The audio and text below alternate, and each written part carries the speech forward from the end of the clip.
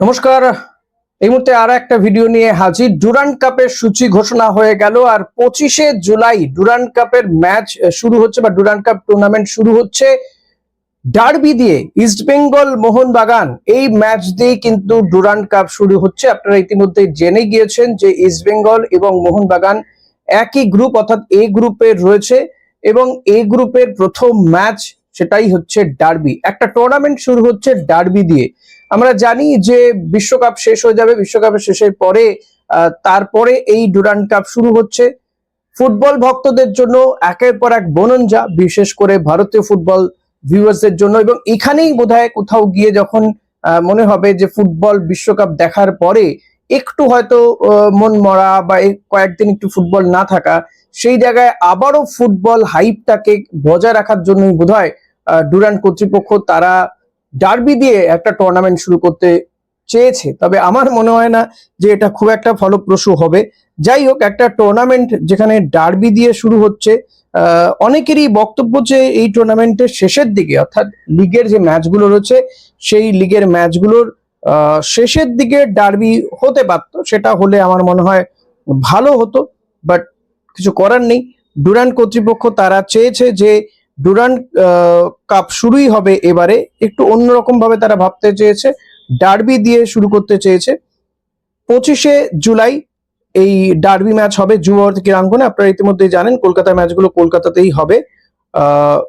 25শে July ডুরান্ডের match.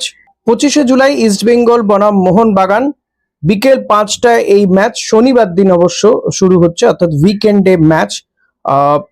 পরের দিন অবশ্যই ইস্ট বেঙ্গল বা মোহনবাগান কারো ম্যাচ নেই। ইস্ট বেঙ্গলের ম্যাচ রয়েছে আবার 31শে জুলাই। সিআইএসএফ প্রোটেক্টার্স এর বিরুদ্ধে ইস্ট বেঙ্গল খেলতে নামবে।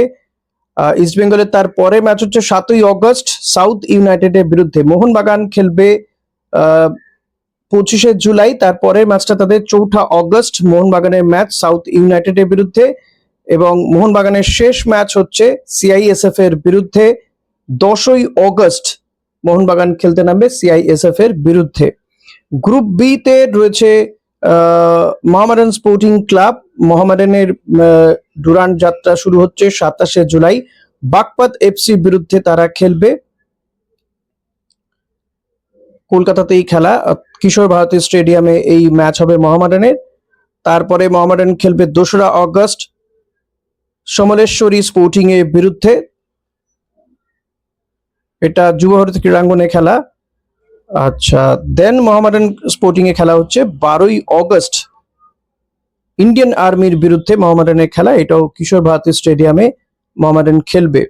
আপনারা ইতিমধ্যেই জানেন যে এই যে গ্রুপগুলো হয়েছে, এক একটা গ্রুপে 4টে করে দল, মোট 6টা গ্রুপ রয়েছে। 6টা গ্রুপ, 24টা দল।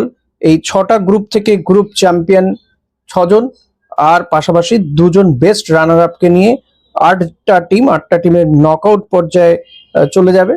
ফলত ইস্ট বেঙ্গল বা মোহনবাগান দুটো টিমকে কিন্তু গ্রুপ চ্যাম্পিয়ন হতে হবে, এটাই কিন্তু তাদের কাছে মূল উদ্দেশ্য থাকবে। তবে সূচি ঘোষণা হয়ে গেল, গ্রুপ তো আগেই ঘোষণা হয়ে গিয়েছিল, দিনও ঘোষণা হয়ে গিয়েছিল, কিন্তু যে এই টুর্নামেন্টটাকে কিন্তু দেখে, প্রত্যেকেই দেখে তাদের প্রিপারেশন বা প্রি সিজন টুর্নামেন্ট হিসেবে। প্রি সিজনটাই শুরু করতে পারেনি কোনো সিনিয়র টিমই, না ইস্ট বেঙ্গল, না মোহনবাগান, না মোহামেডান। মোহামেডানের কিছু প্লেয়ার নেমেছে বটে প্র্যাকটিসে, বা ইস্ট বেঙ্গল মোহনবাগানের সেটা কিন্তু কলকাতা লিগের জন্য জুনিয়র টিমটা প্র্যাকটিসে নেমেছে। সিনিয়র টিম এখনো কোনো প্র্যাকটিসেই নামেনি। যারা বিদেশিরা রয়েছে তারাও কিন্তু আসতে পারছে না ভিসার প্রবলেমের জন্য। ফলত কিভাবে টিমগুলো মানে খেলবে, কিভাবে ক্লাবগুলো ডুরান্ড কাপে টিম নামাবে, সেটা কিন্তু একটা বড়সড় প্রশ্নের মুখে পড়ে গেল। আর একটা টুর্নামেন্ট শুরু হচ্ছে কিনা একটা ডার্বি দিয়ে, এটাও কখনো দেখা যায়নি। আমার মনে হয় এটা একটা নজিরবিহীন ঘটনা ঘটালো ডুরান্ড কর্তৃপক্ষ। তাতে তাদের কি লাভ হবে আমি জানি না। তবে সাধারণত একটা ডার্বি ম্যাচ হয় শেষের দিকে হয়, তাতে এই উত্তেজনাটা থাকে। ডার্বির যে উত্তেজনা, একে তো ডার্বি গ্রুপ লিগের ম্যাচেই ডার্বি পড়ে গেছে, তারপরে ডার্বির যে উত্তেজনাটা কিন্তু থাকবে না পরবর্তীতে। আর সেটা অর্থাৎ ডুরান্ড কাপের যে আকর্ষণ, সেই আকর্ষণটাই নষ্ট হয়ে যাবে প্রথম ম্যাচটা দেখার পরে পরে।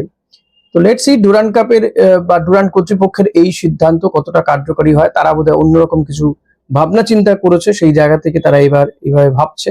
আমি জানি না ঠিক কি ভাবতে চাইছে।